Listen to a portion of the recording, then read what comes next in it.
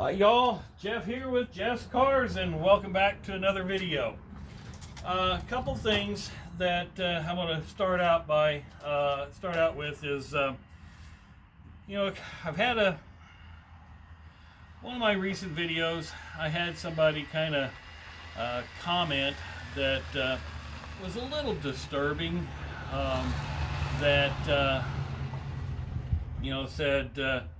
Said something about, am I Jay Leno or something or other. I don't profess to be. In fact, some of the, the information, in the one video that I was talking about, from the Haggerty's Drivers Club, it's their predictions on the cars that or what they're predicting the bull market in cars. I don't know what's going to happen. I mean, the economy is upside down. It's topsy-turvy. We've got a new president. We're going to have tariffs and all kinds of crazy things are going to go on in the country. I don't know which cars are going to be, the next collector cars, and neither do you, and probably neither does Jay Leno, neither does Jeff Dunham or Tim Allen, or Wayne Carini. Any of those guys probably don't know what's going to be a collector car. Neither does Haggerty, but they're throwing out predictions. I do have a video coming out that will compare from last year's and what their value is. Now, be watching for that. But if you're going to put negative comments, be a constructive negative comment. Otherwise, keep your mouth shut and don't even bother. I do take some of these things a little personal. Maybe I shouldn't, but you know what? I started this with a friend of mine about three and a half years ago. We kind of started off as the idiot Mercedes guys because I have a love for Mercedes-Benz, and I have 6 of them. 5 of them are collector cars. Some of you seen the videos on my GL350 and the problems that I've had with that one. But I like the Mercedes automobile, and that's what I collect. I'm a working guy, okay? I earn a living working for a company. I don't own my own business. I'm not a celebrity. Do I want to be? No, not really. But this YouTube thing is kind of a hobby to me, and quite frankly, it's fun. And I enjoy it. But with that said, I'm also maybe helping somebody go through, maybe they're struggling with some of the same thing I am. There's a lot of people out there, and I see it on Marketplace, where they'll start a project car and it sits in the garage and it sits there forever. And I mean forever. And those are cars you probably don't want to buy unless you know exactly how to put them back together. Personally, I like cars that are together. They're complete, but then I can take them apart and put them back together and improve them. Now, this 350 SL, and by the way, let's cover a little bit on the 350 SL because I'm seeing ads out there on Marketplace that people are trying to sell a 1972 450 SL. Well, in the United States, the 450 SL badging didn't start until 1973. And most of these cars were probably repainted, much like this one. This one's been repainted twice. Its original color was white. Then it had a great, nice, shiny coat of red, if you go back in my videos. And then it had a very poor color of red over the top of it. It was just taped off and wasn't taken apart. The second coat of red, or the very first coat of red, excuse me, they took the car apart and actually, painted every spot, that was white. And that's what I'm trying to do on this, is get as much back to the original white as I possibly can. Now, am I going to do underneath here? I don't know. Am I going to do the inside trunk lining? No, I'm going to leave that black. In fact, I'm actually going to carpet the whole trunk. So that'll be a little bit of modification. But back to the 350 SL and the 450 SL. In the United States, the 350 SL is 1972.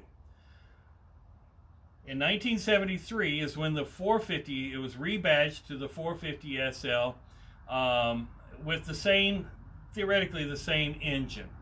And of course it had the extended bumpers on the front and the rear. 72 didn't have that 5-mile-an-hour bumper on them, and it wasn't a law in 1972, but it was in 1973. So those out there that are advertising 1972 450 SL, while it has the 4.5 liter engine in it, it's actually a 350 SL. Now this one happens to be production number 417. I have not found on any of those that are for sale out there any lower production numbers. So maybe this is the only one left.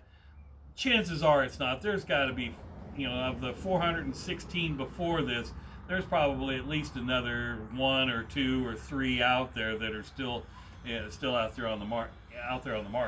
But maybe not. But here we go, the progress on this. Now, as you see, I don't know if you can see it on the camera. I'm going to take the camera off the tripod and kind of walk around.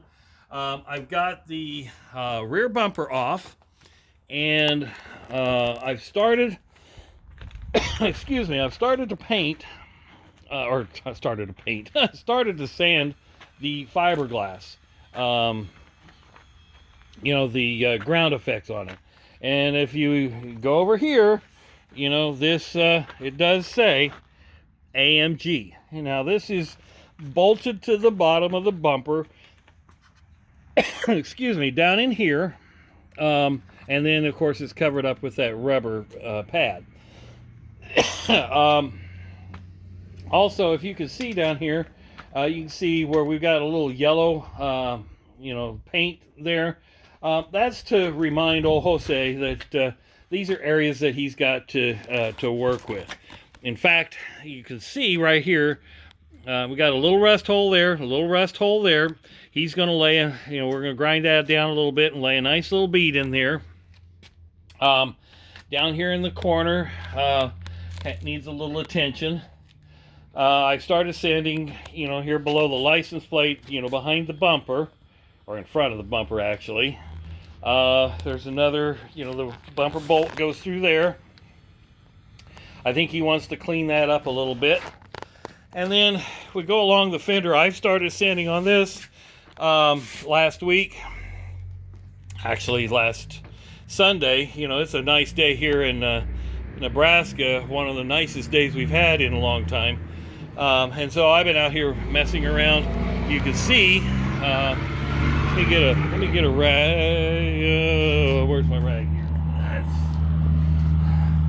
You can see this is the original white. Now the camera's not going to pick up the actual true color, so it's not a bright white. It's kind of I called it a ceiling white. So that's the color we're going to go back to. Now, once it comes out of the gun, it might be slightly different, but you can see we're making some headway here. Are we going to get all the way down to the metal? Chances are we're not. But what we will do is get to at least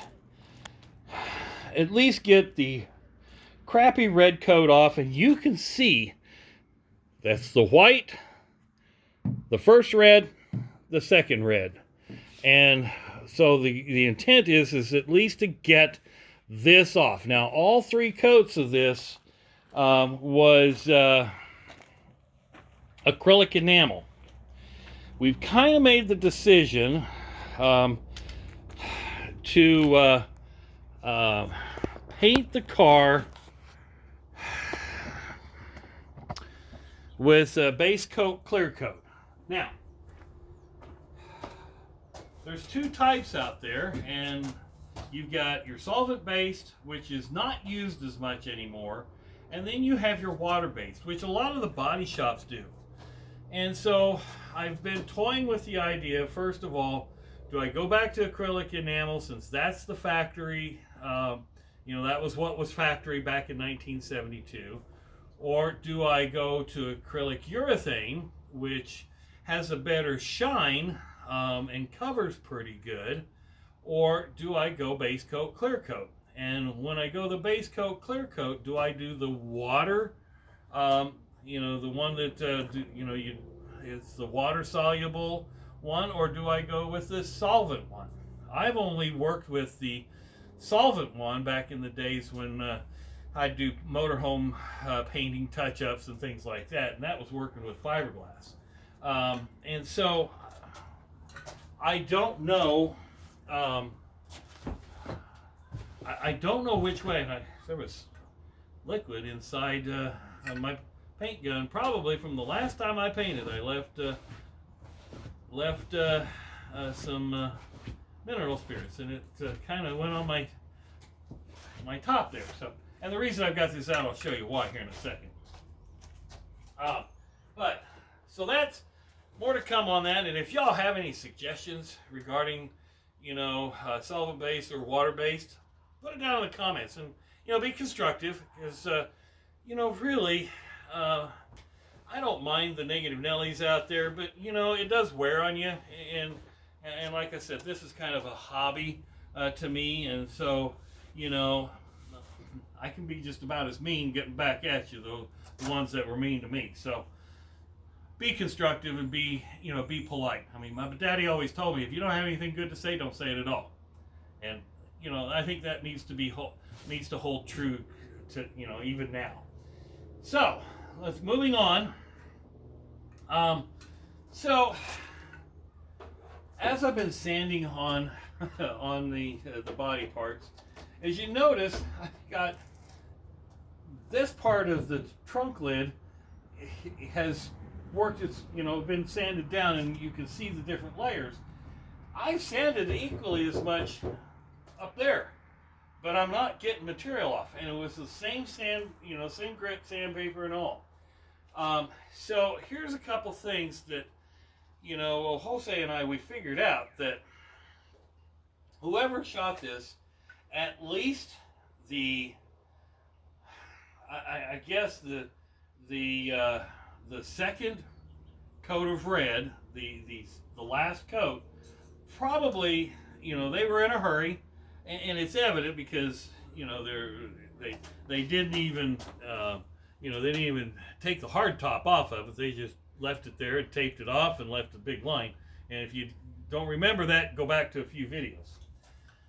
But what I think they did is they had probably somebody inexperienced, or it was maybe an Earl Scheib or somebody like that. When they were shooting it, they started probably at the back end and work their way that way. To me, I would shoot this way, but here's what I think happened.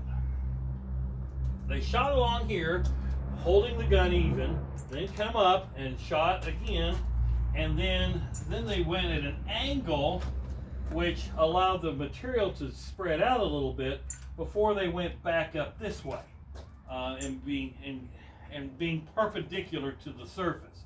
So therefore this area here didn't have the coverage. So what they should have done was shoot along here, go along here, do the edge, and then go perpendicular to the surface. I don't think that happened. And so one of the things that I think that we're going to do once we get the surface prepped, I think we're going to hang it from the ceiling. That way we could shoot one side and be done, because I got to shoot the back side or the underneath side of the trunk lid, because guess what?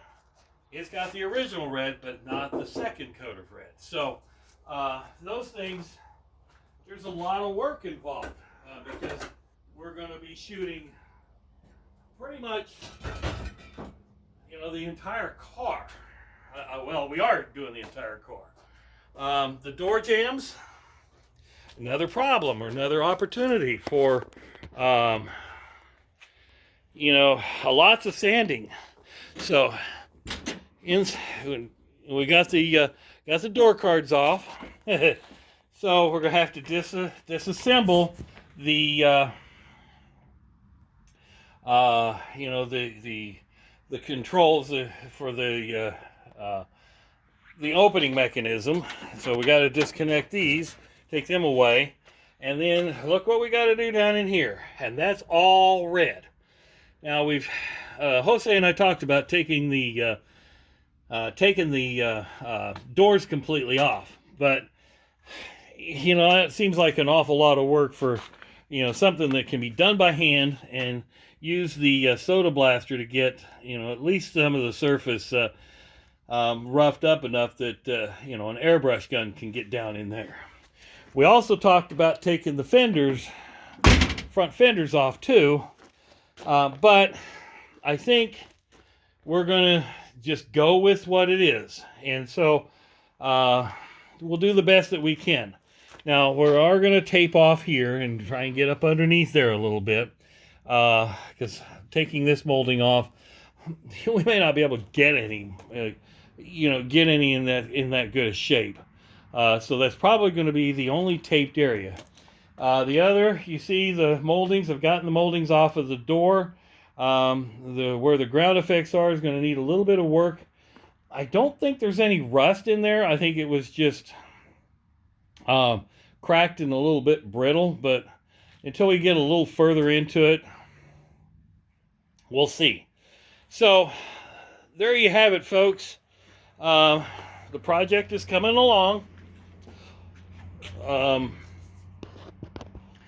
We've kind of got a timeline or a deadline that we want to get done with it, and so I'm waiting on. I'm out of sandpaper. I'm using 120 and 180, to get here. I'm waiting on my soda blaster. So I've got that on order, sandpaper on order, and then I could go get some sandpaper locally, but I found some good deals out on eBay. So when you get a whole pack for like $12, I'm going to go through it like candy. I've got 400 grit, but that takes forever. So I needed to get 120, 80 for some of the areas that need a little more attention.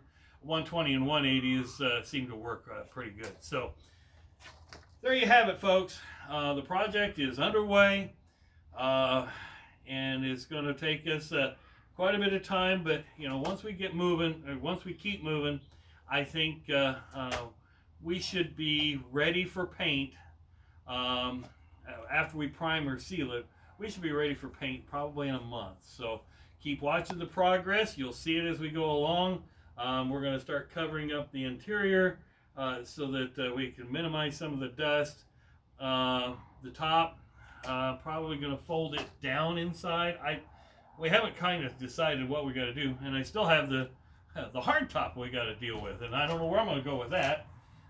Set it on its hard top stand, I guess. So more to come. Keep watching. Put your constructive comments down below. Positive comments more so than negative, please. And I appreciate you watching. Share this with your friends. If you have any questions, please put that in the comment. I do answer them. I don't get 4,000 comments a day, so that it just overwhelms me. So a comment here and there is welcome.